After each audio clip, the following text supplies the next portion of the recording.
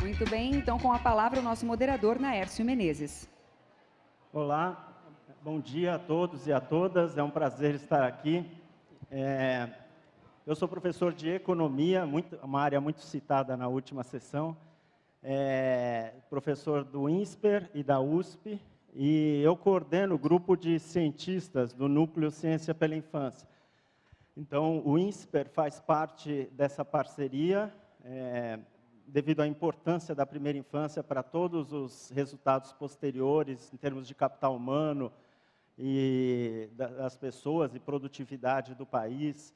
Então, nós estamos desde o início firmemente nessa parceria, como parceiros, e, além disso, nós temos um comitê científico do Núcleo Ciência pela Infância, cuja função é sistematizar e divulgar o que se sabe sobre desenvolvimento infantil.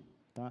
Então, são cientistas de várias áreas, eu vou citar até o nome deles, que é muito importante, para vocês terem uma ideia. Nós temos a Alicia Matizasevic, da Medicina, Ana Maria Chiesa, da Escola de Enfermagem da USP, o Antônio Ledo da Cunha, da Faculdade de Medicina da UFRJ, a Bassi Bilic, da Psiquiatria da USP, Charles Kirschbaum, da Administração do INSPER, Daniel Santos, da Economia da USP, Darcy Neves, da Universidade Federal da Bahia, Débora Mello, do Departamento de Enfermagem de Ribeirão Preto, Fernando Lousada, do Departamento de Fisiologia da Federal do Paraná, Guilherme Polanski, da Psiquiatria da USP, Lino de Macedo, que está aqui, do Departamento de Psicologia da USP, Márcia Castro, que participou aqui da sessão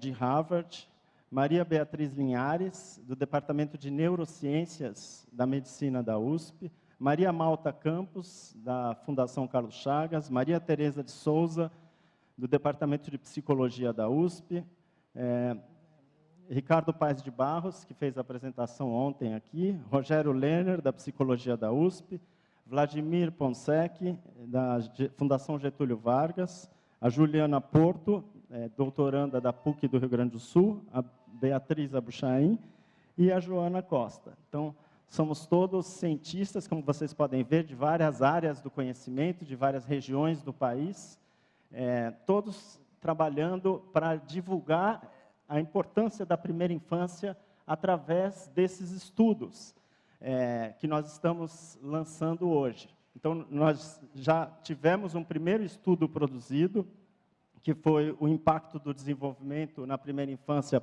sobre a aprendizagem, e agora estamos lançando 2 outros estudos, chamados A Importância dos Vínculos Familiares na Primeira Infância e também Funções Executivas e o Desenvolvimento na Primeira Infância, habilidades necessárias para a autonomia.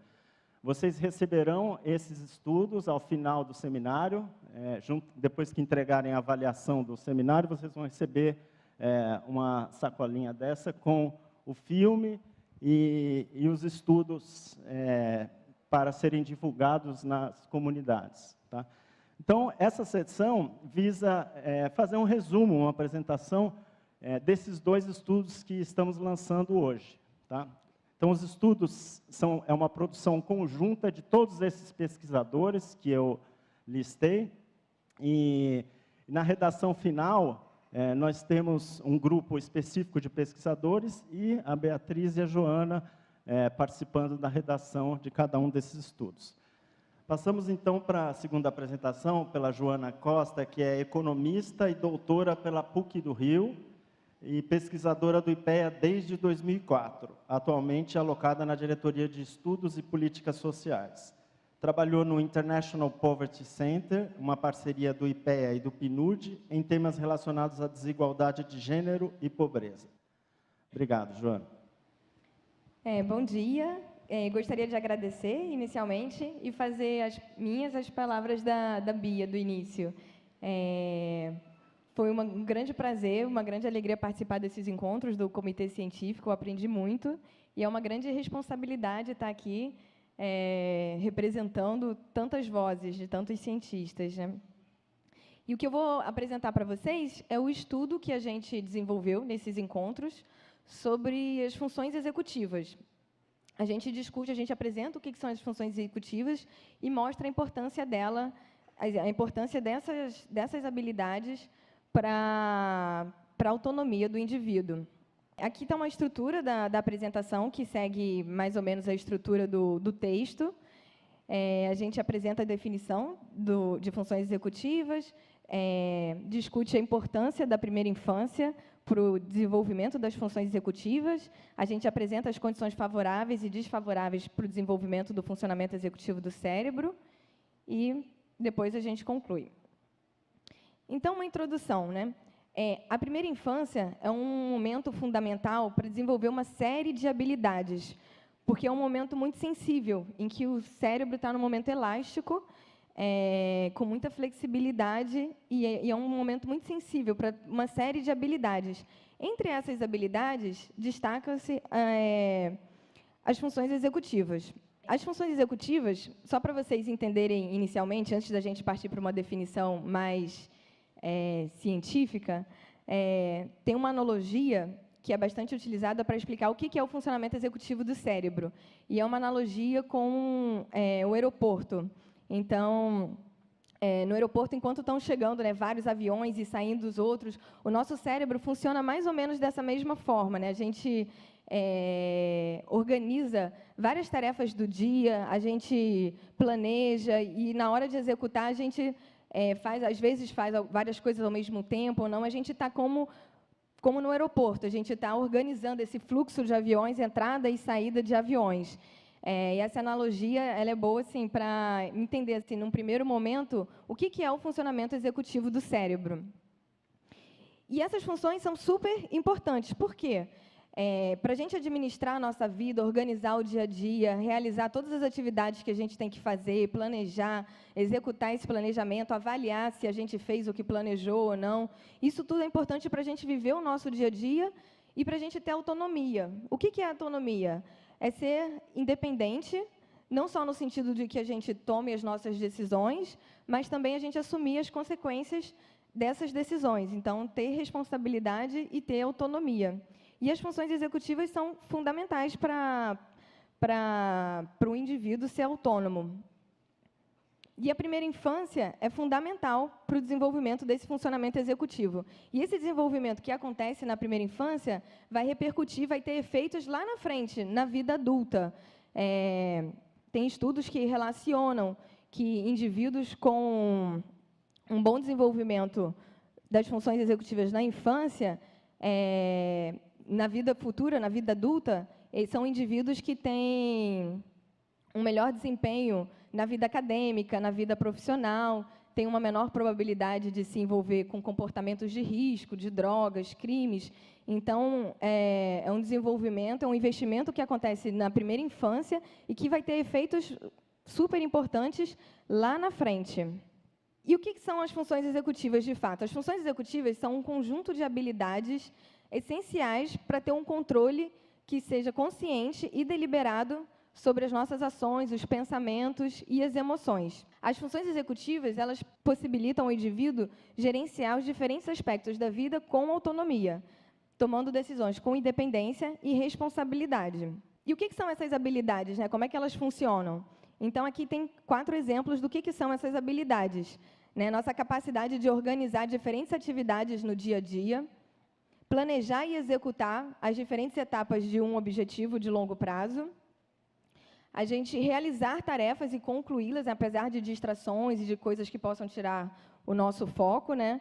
Então, a gente controlar impulsos, a possibilidade também de refazer planos, de corrigir, de reconhecer erros e tomar caminhos diferentes, né? Fazer planejamentos diferentes. E aqui esse desenhozinho mostra o exemplo de uma criança, né? A gente, na vida adulta, faz isso em diferentes dimensões, né? E a gente vai desenvolvendo isso desde a infância. Então, aqui está mostrando um menininho brincando, né? Ele representando, ele imagina o que ele quer construir com os blocos que ele tem à disposição, ele faz um planejamento, né? Vou botar um bloco em cima do outro, ele executa essas ações e depois ele avalia, ele vê se ficou do jeito que ele queria, se não, se ele quer mudar. um pouquinho do que a gente faz no nosso dia a dia, as crianças também fazem na rotina delas, né? Então, e quais são? Alguns autores dividem as funções executivas em dimensões. E essa classificação ajuda um pouco a entender melhor também o que são as funções executivas. Então, quais são essas dimensões? São 3 dimensões. É a memória de trabalho. A memória de trabalho é a capacidade de armazenar as informações, mas não só armazenar, a gente armazena e também relaciona, articula essas informações que estão armazenadas. E podem ser informações verbais ou não verbais, né? Verbais a gente armazena uma ideia, não verbais a gente armazena também gostos, cheiros, né? Se você der para uma criança uma coisa que ela experimenta e ela não gosta, quando ela vir de novo, ela vai se lembrar daquele sabor que ela experimentou e ela vai rejeitar o alimento, né? Então, essa é a nossa memória de trabalho funcionando. Uma outra dimensão das funções executivas é o controle inibitório, que é a capacidade de controlar e filtrar os pensamentos, ter o domínio sobre a atenção e comportamento. Então, é a nossa capacidade de manter o foco, manter a atenção, controlar alguma atitude, pensar antes de agir, né? Controlar algum impulso, alguma atitude mais impulsiva. E as crianças também podem exercitar, né, o controle inibitório, né? Os adultos podem ajudá-la a exercitar o controle inibitório, né? A agir de formas diferentes, tentar... As crianças, logicamente, têm um controle inibitório menos desenvolvido, então elas podem ter uma reação mais imediata de morder ou bater, mas os adultos têm formas de ajudá-las a controlar, né, a se controlar. E as crianças desenvolvem também a capacidade de manter a atenção, fixar a atenção quando estão prestando atenção numa história. E todas essas dimensões, né, uma coisa importante para observar é que aqui é só uma classificação e assim, não são coisas independentes, elas são interrelacionadas entre si, né? Para a memória de trabalho funcionar, para você manter uma coisa na sua memória, algum pensamento, você precisa ter um controle inibitório funcionando para afastar do seu pensamento outras coisas. E, da mesma forma, para você ter o controle inibitório funcionando, você também precisa da memória de trabalho, você precisa ter em mente o que você quer manter o foco para você poder exercitar o seu controle inibitório. Então, todas essas dimensões aqui são interdependentes, né? Não são coisas que não se relacionam, ao contrário. E a outra dimensão das funções executivas é a flexibilidade cognitiva, que é a capacidade de você mudar de perspectiva no momento de agir e pensar. Então, é a possibilidade de você considerar diferentes ângulos na hora de tomar sua decisão. Num contexto da criança, né, é a capacidade que a criança desenvolve de, ao realizar uma brincadeira, tentar diferentes estratégias para chegar àquele fim, ou então, num momento de conflito com algum amiguinho, tentar diferentes estratégias para tentar resolver aquele conflito. E a flexibilidade cognitiva também depende, né, novamente, depende das outras dimensões, né? Você precisa da memória de trabalho, do controle inibitório para você ter essa capacidade de mudar de perspectiva no momento de agir e de pensar. Aqui, só para ter uma ideia de como é que funciona isso, mais ou menos, no nosso cérebro, né? Aqui está o desenho do cérebro e as funções executivas, através dos estudos de neuroimagem, né, estão tipicamente associadas ao córtex pré-frontal, que é essa parte da frente, né, do cérebro. E o córtex pré-frontal não nasce já formado, né? Ele vai se desenvolvendo ao longo do tempo. O período da primeira infância é fundamental. E as funções executivas, né, o cérebro, né, também funciona como um todo de uma forma interligada, não é uma coisa separada da outra. Então, apesar de estarem localizadas no córtex pré-frontal, elas dependem de outras funções do cérebro. Então, é muito importante lembrar que o sistema límbico, que é a parte do cérebro associada com as reações ao estresse, ao medo, afetam também o funcionamento das funções executivas. Quando você está com medo ou com uma reação de medo ou um estresse, no momento de estresse, o funcionamento executivo do cérebro não é o mesmo.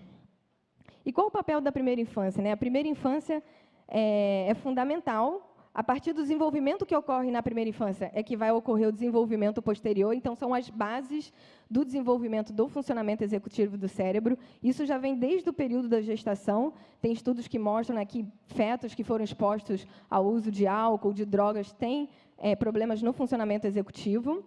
E já nos primeiros meses de vida se observa o funcionamento executivo do bebê, né? Quando você dá para ele um objeto que ele nunca viu, ele vai olhar mais fixamente, e se você for mostrando esse objeto outras vezes, ele já não presta tanta atenção, né? Ele já reconhece, a memória de trabalho tá funcionando. Então, e aqui existem estudos longitudinais que mostram a relação entre o funcionamento executivo dos bebês e das crianças e etapas posteriores da vida, né? Então, mostra como o funcionamento executivo de bebês está associado ao funcionamento executivo na fase da adolescência. E um outro estudo longitudinal também, que acompanhou uma coorte de 1000 indivíduos, mostra como o funcionamento executivo no período da infância está relacionado à vida adulta, com o uso de drogas, características de emprego, de educação e envolvimento em crimes, né?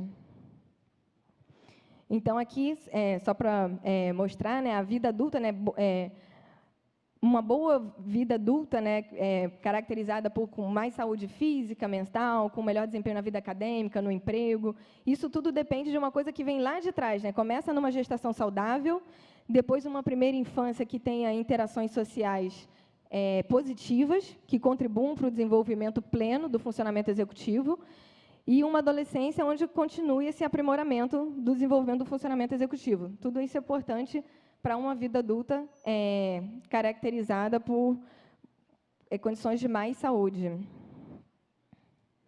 Nesse gráfico, a gente vê a evolução das funções executivas ao longo da vida. A gente vê como a primeira infância é um momento sensível, né? Esse desenvolvimento ele não ocorre de forma sozinha, espontânea, né? Os estímulos, né? As condições, o contexto todo da primeira infância é fundamental para que esse desenvolvimento ocorra da melhor forma possível. E a maturação das funções executivas só ocorre no início da fase adulta. Então, todo esse momento é um período de desenvolvimento e a primeira infância é um período de grande elasticidade.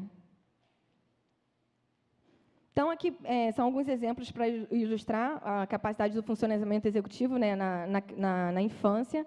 Então, bebês, por exemplo, de 7 a 9 meses, eles são capazes de buscar um objeto que seja escondido embaixo de um pano. Quer dizer, eles estão memorizando o objeto e estão, né, planejando, executando uma ação para buscar esse objeto. Bebês com 9 e 11 meses. Né? Isso aqui tudo é só uma janela, né? Não é uma coisa fixa, né? Lógico que tem um intervalo e uma variação no desenvolvimento de cada criança. Aqui é uma coisa só ilustrativa. Mas bebês, geralmente, entre 9 e 11 meses, eles têm a capacidade de tentar diferentes formas. Né? Eles tentam diferentes estratégias para alcançar os objetos. E, a partir do 2º ano de vida, entra a compreensão, né? As crianças conseguem atender a pedidos verbalizados. Então, você consegue fazer testes para ver como está o funcionamento executivo, pedindo para a criança seguir determinadas tarefas. E, com o passar do tempo, essas tarefas elas vão ficando mais complexas. Né? No início, com 2 anos, elas conseguem atender a um pedido só, do tipo, coloque flores aqui nesse lugar. Ela vai separando as cartinhas e separando as flores. Depois, com 3 anos, se você falar, separe as flores aqui e os carros ali, a criança consegue atender esse pedido, que já é um pouco mais complexo. Né? São 2 tarefas. E, com 4 anos, você consegue fazer 2 pedidos diferentes e a criança entender qual é o momento de fazer um pedido e qual é o momento de fazer outro. Então, no momento, você pede para ela separar flores de carros e, no outro momento, você pede para ela separar por cor. Então, você está categorizando de 2 formas diferentes. E essas tarefas, né, esses testes, mostram como ocorre o desenvolvimento do funcionamento executivo na infância. E quais são as condições favoráveis e desfavoráveis para o desenvolvimento das funções executivas? Bom, as experiências vividas, né, pela criança desde o nascimento são fundamentais para o desenvolvimento das funções executivas. Né? Ter vínculos positivos com os adultos né, seja na escola, na família, em todos os ambientes que a criança vive, né, ter esse vínculo positivo é fundamental para a criança se sentir segura e poder se desenvolver. As interações sociais, a orientação desses adultos é fundamental para as crianças, para que pouco a pouco elas adquiram autonomia e passem a realizar diferentes tarefas sem o auxílio dos adultos. Mas isso é uma coisa gradativa, né, que vai acontecendo. E os adultos devem aproveitar esses momentos da rotina, né, do comer, do brincar, rotina, do banho, aproveitar esses momentos para ir, pouco a pouco, passando para a criança essas pequenas responsabilidades, né, a criança ir adquirindo autonomia e desenvolvendo, lapidando o seu funcionamento executivo. Mas, para isso, os adultos eles devem ser sensíveis e atenciosos, né, respeitando a individualidade de cada criança. E também é importante que os adultos não tratem as crianças como se elas já devessem estar totalmente desenvolvidas e autônomas, mas também não vão para o outro oposto, que é tratar as crianças como se elas não tivessem capacidade nenhuma de desenvolver o funcionamento executivo. Então, você não pode estar nem no extremo nem no outro. Você tem que ir, pouco a pouco, estimulando as crianças e vendo como elas reagem. Então, exemplos de atitudes positivas dos adultos é explicar as razões de determinadas ações ou proibições, explicar para as crianças por que tem que guardar brinquedo, por que não pode botar o dedo na tomada. Isso ajuda elas a memorizar, a desenvolver, né, a entender por que isso. Os adultos também podem fornecer estratégias e ferramentas que ajudem no funcionamento executivo. Então, podem fornecer, por exemplo, quando a criança tem um programa curricular, que quando a criança fica mais nervosa, assim, eles desenvolveram uma estratégia da criança adotar a forma de tartaruga. E aí eles ensinam as crianças a adotar essa forma de tartaruga e a pensar antes de agir. Então, pouco a pouco, as crianças... Essa é uma ferramenta, é um exemplo de ferramenta, mas poderia ser outra, né? Os adultos podem desenvolver ferramentas e estratégias para ajudar as crianças no controle do funcionamento executivo. A narração de histórias também é um outro exemplo de atitude positiva, né? Conforme você narra uma história, a criança vai desenvolvendo a capacidade de memorizar os fatos e relacioná-los. Existem alguns programas avaliados que estão associados, né, que encontram efeito no desenvolvimento do funcionamento executivo. Então, tem programas que envolvem atividades físicas, programas de treinamento em jogos específicos no computador, tem mudanças curriculares em escolas onde foi verificado o efeito sobre o desenvolvimento do funcionamento executivo das crianças. E condições desfavoráveis, né, são ambientes em que a criança sofra, né, maus tratos, abusos, negligências, agressões físicas. Diversos estudos relacionam que esse estresse tóxico, né, está relacionado a prejuízos no funcionamento executivo da criança. Então, por fim, a primeira infância é um momento fundamental, é uma fase sensível para o desenvolvimento das funções executivas. O desenvolvimento das funções executivas é responsabilidade dos familiares, mas não só, né? Os profissionais de saúde, educação e os gestores de políticas públicas também têm responsabilidade na promoção das funções executivas das nossas crianças. E é importante, né, essa criação de vínculos e interações sociais entre os cuidadores e as crianças. E é importante também a gente ter mais pesquisas para identificar exatamente quais tipos de intervenções, em que momento na vida da criança, qual a duração do efeito dessas intervenções. Tem muita coisa ainda para ser pesquisada, e principalmente com dados brasileiros. Desculpa que eu me estendi aqui um pouco no tempo. Quem quiser saber mais, o estudo, né, vai estar à disposição depois. A leitura é bem prazerosa.